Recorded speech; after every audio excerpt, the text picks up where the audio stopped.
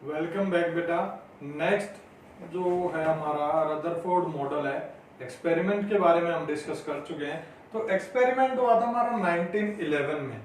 तो लेकिन 1911 में हमारे न्यूट्रॉन नहीं थे, यानी कि डिस्कवरी ऑफ न्यूट्रॉन हुई थी 1932 में।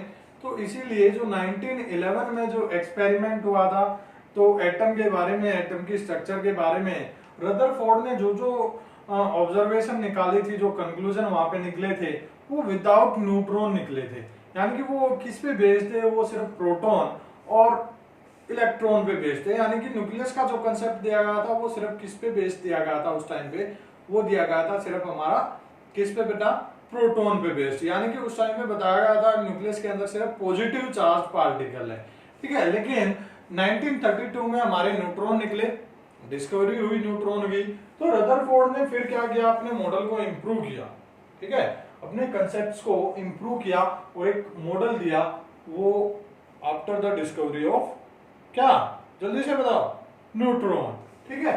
अब इस मॉडल में उसने क्या बताया? इस मॉडल में उसने बताया न्यूक्लियस के बारे में। क्या क्या बताया था न्यूक्लियस के बारे में? न्यूक्लियस है वो काफी स्मॉल साइज है, ठीक है। Entire mass of the atom वो कंसंट्रेटेड है इनसाइड द न्यूक्लियस, ठीक। और न्यूक्लियस के अंदर जो न्यूक्लियॉन्स होते हैं वो कौन से हैं? प्रोटॉन है, न्यूट्रॉन है, और जो नेगेटिव चार्ज पार्टिकल हैं यानी कि जो इलेक्ट्रॉन्स हैं वो रिवॉल्व करते हैं outside of the nucleus. Clear है? तो अब बात करते हैं हम क्या? रदरफोर्ड मॉडल की। अब क्या क्या वहां से निकला और क्या क्या वहां से उसने बताया रदरफोर्ड मॉडल में? उसने ये बताया कि जो फर्स्ट पॉइंट था वो न्यूक्लियस के बारे में ही बताया। ऑलरेडी मैं बता चुका हूं आपको कि जो न्यूक्लियस है वो क्या है?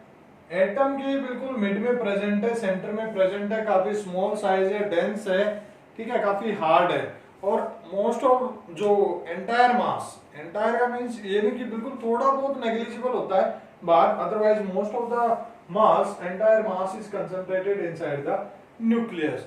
जो आउटसाइड ऑफ द न्यूक्लियस क्या होता है? नेगेटिव चार्ज पार्टिकल्स हैं वो रिवॉल्व करते रहते हैं, ठीक है। क्या करते रहते हैं? आउटसाइड ऑफ द जो नेगेटिव चार्ज पार्टिकल है, नेगेटिव चार्ज पार्टिकल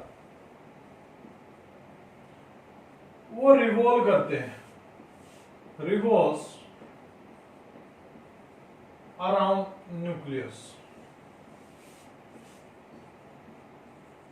ठीक है। वो न्यूक्लियस के अराउंड रिवॉल्व करते रहते हैं।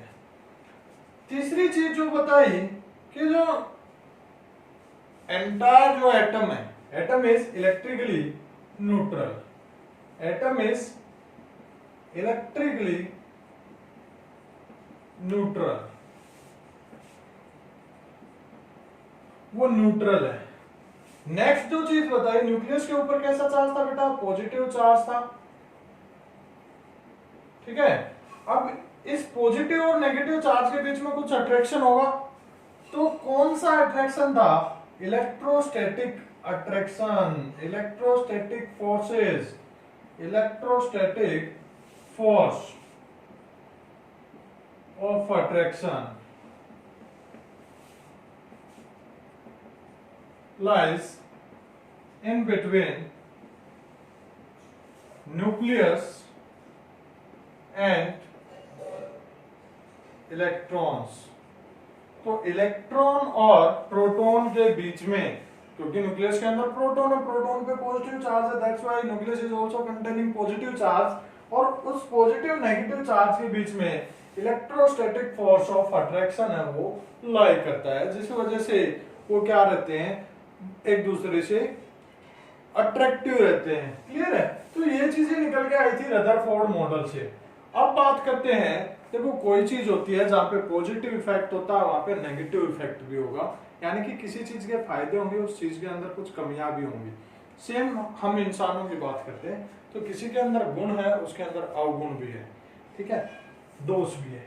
तो अब ड्रॉबैक की बात करते हैं। ड्रॉबैक, सबसे बड़ा ड्रॉबैक क्या था?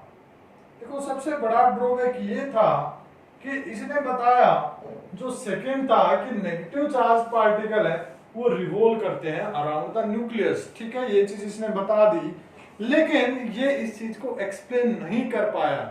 क्यों नहीं कर पाया वो चीज हम डिस्कस करते हैं।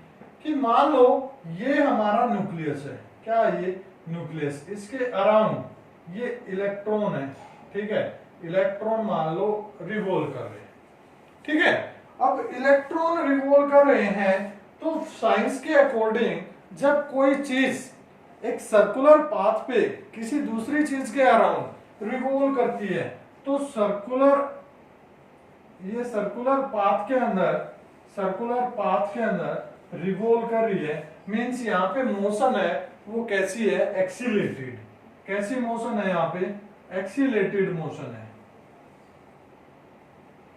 क्यों है एक्सीलेटेड, क्यों है एक्सीलेशन, क्यों है चेंज इन वेलोसिटी, क्यों है यहाँ पे, वो अकॉर्डिंग टू साइंस, क्योंकि अभी तक ये कंसेप्ट क्लियर नहीं हुआ था, ठीक है। किसने क्लियर किया वो आपको बाद में बताऊंगा। अकॉर्डिंग टू नेल बोर ने किया था बेटा, इसको आगे क्लियर।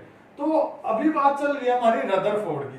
तो रदरफोर्ड ने उस चीज को एक्सप्लेन नहीं किया था, नहीं बताना चाहता था इस वीडियो में, लेकिन निकल गया, चलो कोई बात नहीं, अच्छी बात है।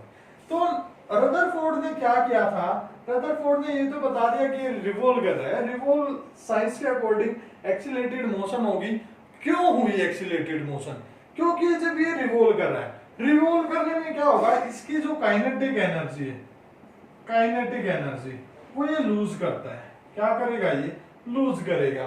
क्योंकि देखो हम भी अगर काम करते रहते हैं हमारी एनर्जी लूज होती रहती है। सेम कोई चीज अगर वो रिवॉल्व कर रही है इन अ सर्कुलर पाथ तो उसकी काइनेटिक एनर्जी लूज होती जाएगी।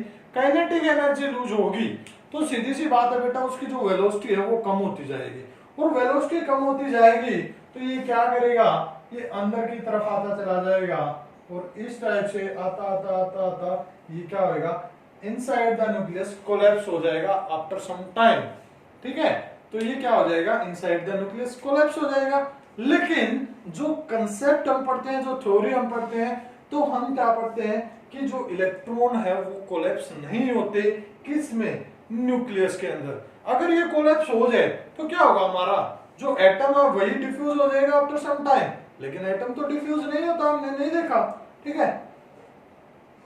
तो इस पॉइंट को किस में काउंट किया गया, ड्रॉबैक ऑफ रदरफोर्ड मॉडल में। या रदरफोर्ड ने जो मॉडल दिया था, एटम के बारे में जो जानकारी दी थी, उसका सबसे बड़ा ड्रॉबैक यही था, ठीक है। दूसरा सेकंड जो ड्रॉबैक था वो जब इसने मॉडल दिया था तो इसने दिया था प्रोटॉन और किसके बेस पे, इलेक्ट्रॉन के बेस पे, जो सिर्फ हमारा एप्लीकेबल है हाइड्रोजन एटम पे। किस पे, हाइड्रोजन एटम पे एप्लीकेबल था उस टाइम पे, ठीक है, क्योंकि हाइड्रोजन के अंदर ही होता है हमारा प्रोटॉन और इलेक्ट्रॉन, न्यूट्रॉन वहां पे नहीं होता। तो ये चीजें थी जो ड्रॉबैक के अंदर काउंट हुई।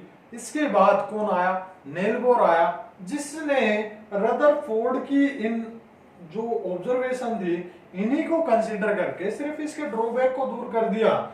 यानी कि इस ड्रॉबैक को इसने बता दिया कि इलेक्ट्रॉन है वो एक फिक्स्ड एनर्जी ऑर्बिटल के अंदर रिवॉल्व करते हैं, यानी कि उनकी जो एनर्जी है वो फिक्स रहेगी, वो डिक्रीज नहीं होगी, और डिक्रीज नहीं होगी तो वेलोसिटी कम नहीं होगी, वेलोसिटी कम नहीं होगी तो वो कोलैप्स नहीं करेगा, किसके अंदर, न्यूक्लियस के अंदर।